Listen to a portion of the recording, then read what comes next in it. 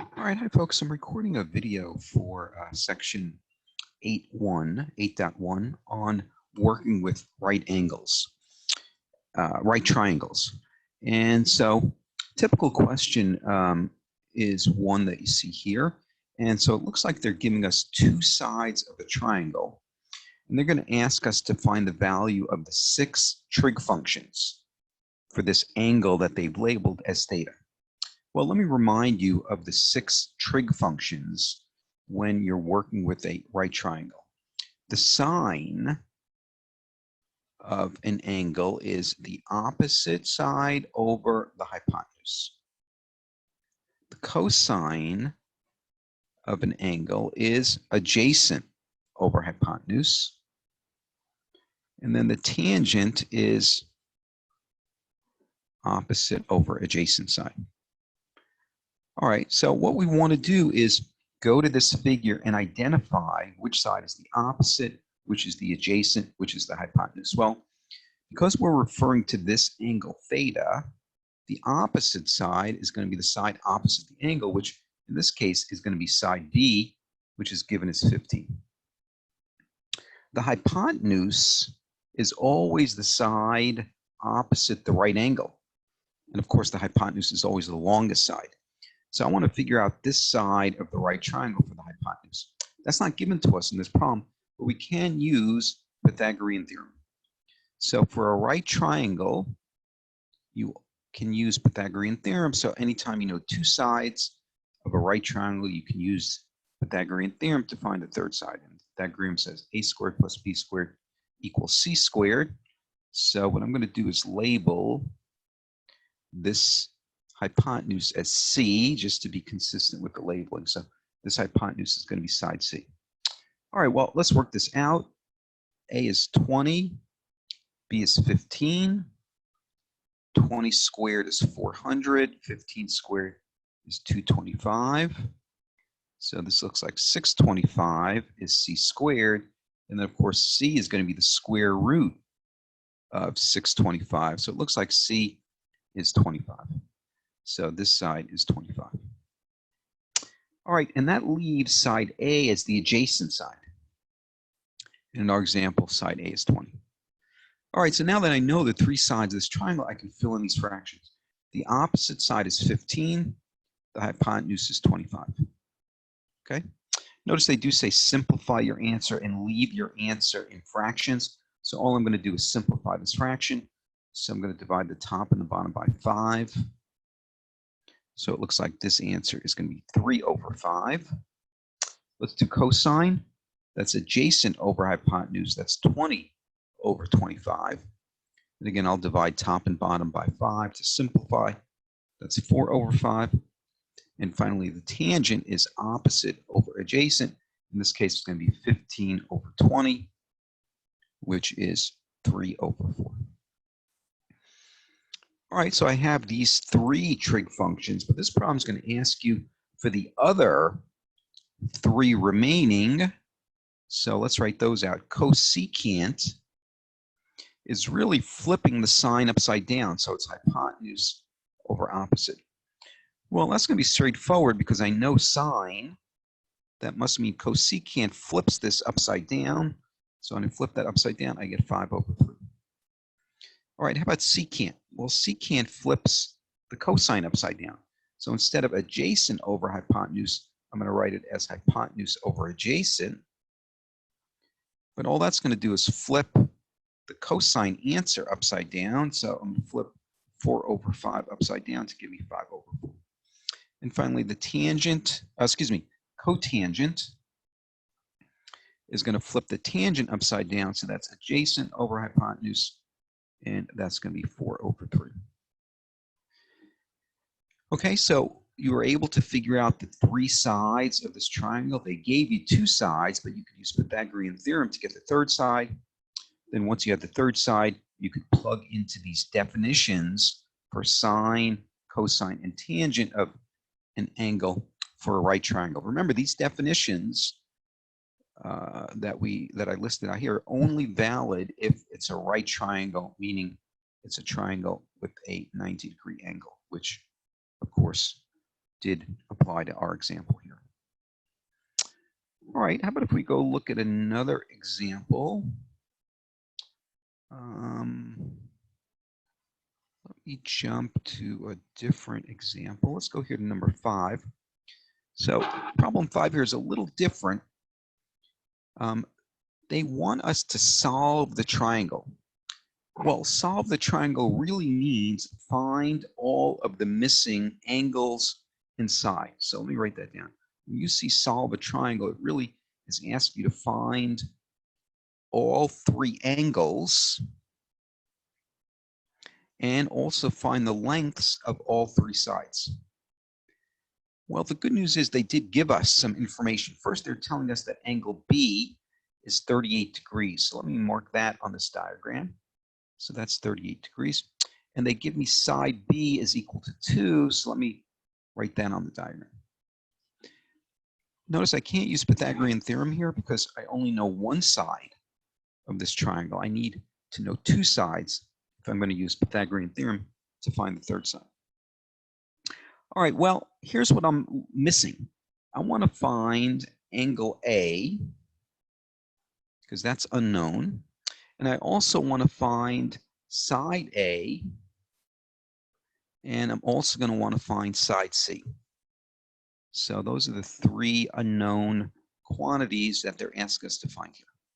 All right, well, let's start off with angle A, because that's going to be, I think, the easiest part of this, because remember, you know angle C, and of course that's 90 degrees. And I can make use of the fact that, of course, all 3 angles must sum to 180 degrees for any triangle. So that means angle A is going to be equal to 180 subtracting the measures of the 2 other angles in the triangle. So that's going to let me figure out angle A, and I can work this out. I could see this is going to be 90 minus 38. And so it looks like angle A is 52 degrees. Okay, so angle A we know is 52 degrees. All right, well, how about if we try to find, let's say, side A as the next side, okay? By the way, I'm noticing it says round to the nearest hundredth. So that suggests to me I'm going to probably need my calculator here. And I might need to figure out sine, cosine, or tangent of an angle using my calculator. All right, so let me look at side A. Well, I can either use angle A or angle B here to figure it out. All right, well, how about if I use angle A? If I'm going to use angle A, then side A would be considered the opposite side. Side B would be considered the adjacent side, and side C would be considered the hypotenuse. But I don't know side C yet. So how about if we just focus on sides A and B, because I do know side B, that was given as 2, and side A is the unknown. Well, I need a trig function then that involves the opposite and the adjacent side. Well, that's tangent. So how about if I write an equation that says the tangent of 52 degrees. Actually, let me just write it as tangent of A to begin with. So I'm going to write it as tangent of angle A is opposite over hypotenuse. Excuse me, is opposite over adjacent. All right, now let me fill in. Well, angle A is 52 degrees. The opposite side we don't know. We label that as side A. And the adjacent side is side B, but that's 2. All right, well, now I can solve this equation because side A is the only unknown quantity. Here's an easy way to solve this equation. Let me put this tan 52 over 1 because I want to make this look like one fraction equal another. Anytime you have one fraction equal to another, you can cross multiply. So let me cross multiply here. That's going to give me A is equal to 2 times the tangent of 52 degrees. All right, well, this is a job for my calculator. On a scientific calculator, you should have a tangent button available, and you can work out tan 52 on your calculator. The only thing you got to be careful about is make sure that your calculator is set up in degree mode. So usually a calculator has a mode button, and it lets you specify either degrees or radians. And of course, in this example, we're working with degrees, so I want to make sure that my calculator is set to degree mode. All right, well, if I work this out on my calculator, I'm getting the answer 2.55988. But I'm noticing they're telling me to round my answer to the nearest hundredth. Means I want to round this to the second decimal place, so it looks like my answer here is 2.56. All right, let's find side C. Now, side C is the hypotenuse. I could use Pythagorean theorem now because I do know two sides of the triangle. Or I could use trig functions. So how about if I look at angle B now? And you'll notice on these examples, there's usually several ways to find the answers here. Sometimes you could use sine, you could use cosine, you could use tangent, could use Pythagorean theorem. And so it really doesn't matter what method you use, you should come out with the same answers no matter what. So you'll usually have several options. Well, I'm going to use angle B because I notice angle B, side B is the opposite side, and I do know, let me erase what I have here, and let me now focus on side B. And I'm also going to focus on angle B. Well, if I look at angle B, this side B is going to be the opposite side. Side A now is going to be the adjacent side. Well, what if I wrote an equation using sine of angle B? Well, sine of angle B would be opposite over hypotenuse. That's the definition of sine. But in our example, that would be the sine of 38 degrees. The opposite side is side B, but we know that's 2. And the hypotenuse is unknown. Let me label that as side C.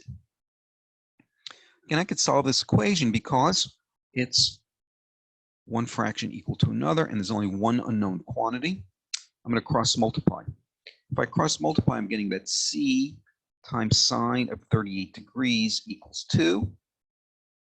I want to get C all by itself. I'm going to divide both sides by the sine of 38 degrees. Okay. That leaves me with C equals 2 divided by sine 38. Again, I'm going to go and let my calculator do this for me.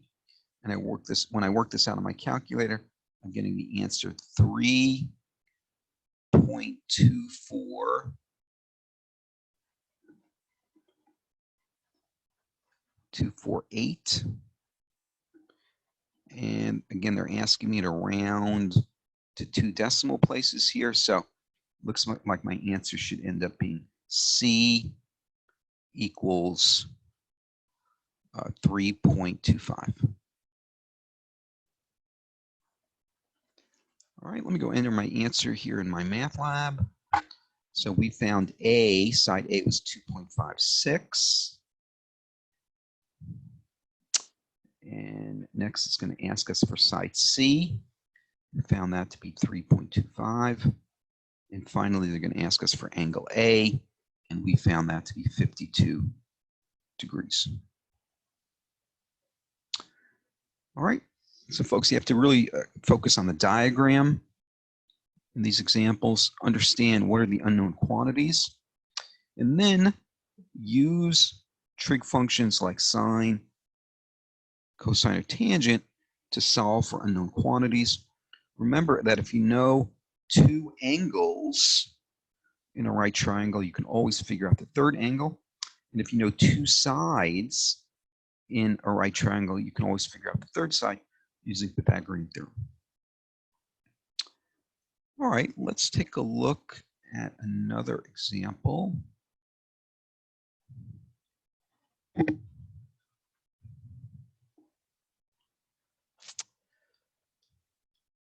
All right, this one's a little different. It's telling us here You know the hypotenuse of a right triangle is 5 inches.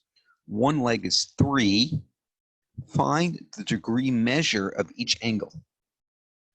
All right, so drawing a diagram is always an important step in these problems so that you can visualize what's known and what's unknown.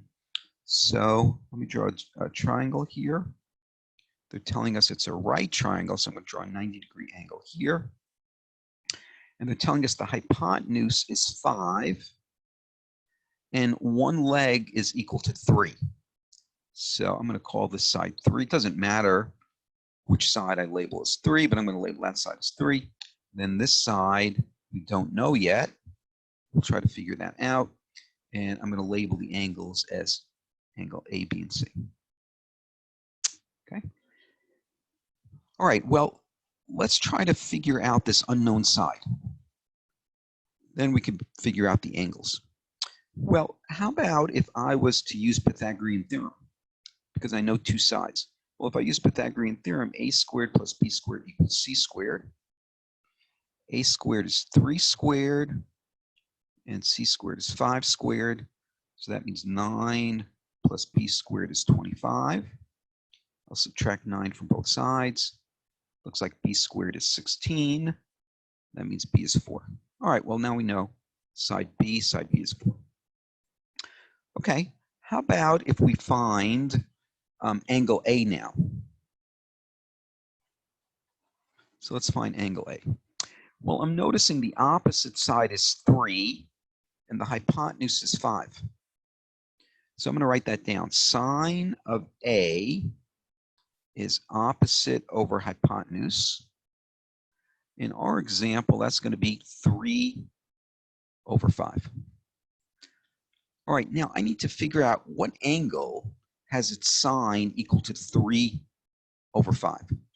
Well, if I work out 3 divided by 5 on my calculator, it's 0.6. So I now have sine of A equals 0.6. But I want to find angle A. To do that, I can use the inverse sine function on my calculator. So if you go on your calculator, usually you'll see a sine button, and then right above it is sine with what looks like an exponent -1, but that's really not an exponent -1. It's a notation to indicate this is the inverse sine. So what I'm going to do really here is think about taking the inverse sine of both sides of this equation. Because remember, I want to solve or get A by itself here. So I'm going to take the inverse sine of both sides. On the left side, when I take inverse sine of sine, these cancel out because they're inverse functions. So that just leaves me with A, angle A, which is what I want to solve for, inverse sine of 0.6. All right, so this is a job for my calculator. I'm going to go with the inverse sine function on my calculator. And if I work this out, I'm getting the answer A equals 36.869 degrees. But they want me to round to 1 decimal place. So that means A is 36.9 degrees to 1 decimal place. All right, well, they also want me to find angle B as well. Now, I could use I could use the fact that 3 angles have to add up to 180. And I now know 2 of the angles, right? Because angle A is 36.9 degrees. Angle C, of course, is 90 degrees. So I could use the fact that these 3 angles add up to 180 to find angle B. But just for a little extra practice, why don't we use the sine function for angle B? Well, now the opposite side for angle B is 4, and the hypotenuse is 5. So I can write that sine of B is opposite over hypotenuse. But in our example, the opposite side is 4, and the hypotenuse is 5. So that means that the sine of B is 4 over 5.